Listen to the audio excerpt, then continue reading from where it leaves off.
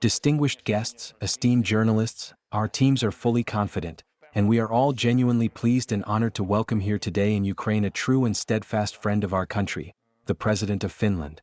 This is a person who has consistently done so much to support us, to help bring this devastating war to a reliable and lasting conclusion, and to ensure the security and stability of our nation.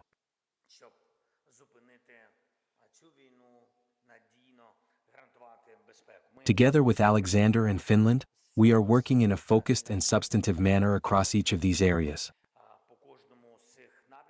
I am grateful for all the assistance, and it is important that Alexander and I maintain constant coordination.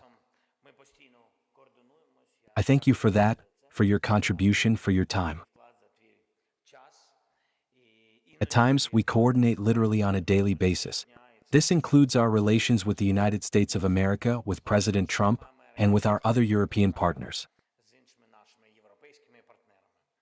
Finland provides Ukraine with tangible defense, humanitarian, and political support.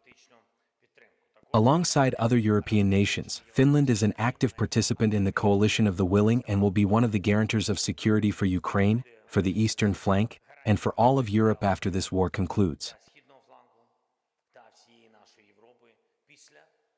Security in Europe can only be achieved through unequivocally joint actions by Europeans, through cooperation between Europe and global actors, first and foremost with America. We are working together toward this goal, and in my view, with considerable effectiveness. Thank you, Alexander, for being part of this effort. Of course, we devoted significant attention to the attack carried out yesterday by Russian forces against Poland. Nearly 20 drones were launched, in my view, deliberately. A full analysis of the drones' flight paths has been conducted. Increasingly detailed information is emerging regarding the construction of the drones used by Russia. All of this indicates that the launch of Russian drones into Polish territory, via Ukrainian territory and also via Belarusian territory, was a calculated act. It was certainly no accident. Military exercises by Russia and Belarus have already begun on Belarusian soil. We are monitoring this closely in Ukraine. Our military is tracking the movement of Russian equipment and the expansion of military infrastructure. The nature of these actions by Russia is clearly not defensive and is directed not only against Ukraine. Everyone in Europe feels that Russia, unfortunately, retains the capacity to continue and expand its aggression. Therefore, decisive steps are needed. Strong steps, not only from Europe. A powerful pressure that can genuinely limit the aggressive potential of the Russian Federation. Unfortunately, even in the wake of yesterday's events, following the drone strikes, numerous hybrid attacks by Russia against various European countries, and multiple large-scale military assaults against Ukraine, there still have not been any genuinely strong and concrete measures taken in response that would actually compel Russia to pursue peace.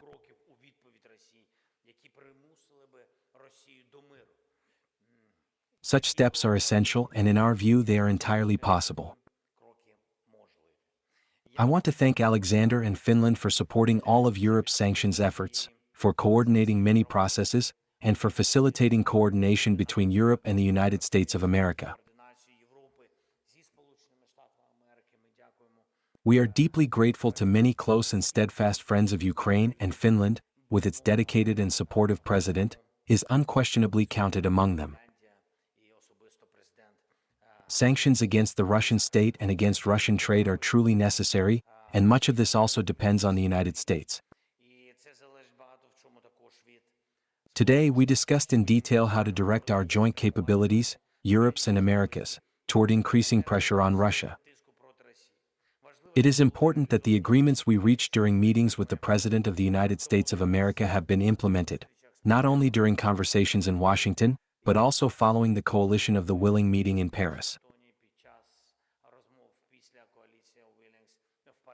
We also discussed today our work within the framework of the Coalition of the Willing. We already understand the architecture of security guarantees, I have spoken about this before, and we understand which concrete steps can be effective. We view Ukraine's membership in the European Union as a vital component of security guarantees, particularly economic security guarantees for Ukraine. I am grateful to Finland for supporting our movement toward the European Union, for supporting the opening of the relevant clusters. Ukraine is fulfilling all the necessary work in this regard, and therefore there must be 27 votes, and we will continue working toward that. Together, we have already done much to strengthen weapons production. We value Finland's readiness to continue supporting this direction, not only through financing Ukrainian production, but also through the creation of joint manufacturing facilities. We have already begun relevant processes with Denmark, where we are establishing a plant. We hope this initiative will be continued with all our key partners. Air defense remains an unwavering priority, not only strengthening our own air defense, which is an urgent task, but also building the Eastern Air Shield of Europe.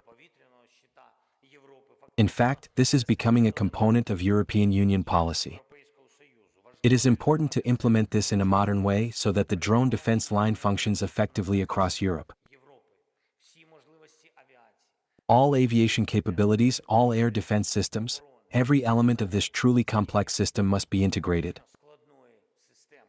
Ukraine is ready to share its experience and expand production.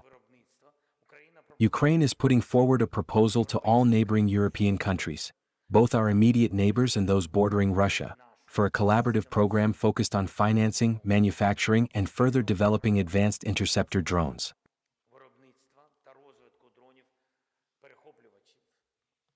Ukraine, in my view, due to the war and thanks to our wartime production, has become a leader in this field, an entirely new technological direction.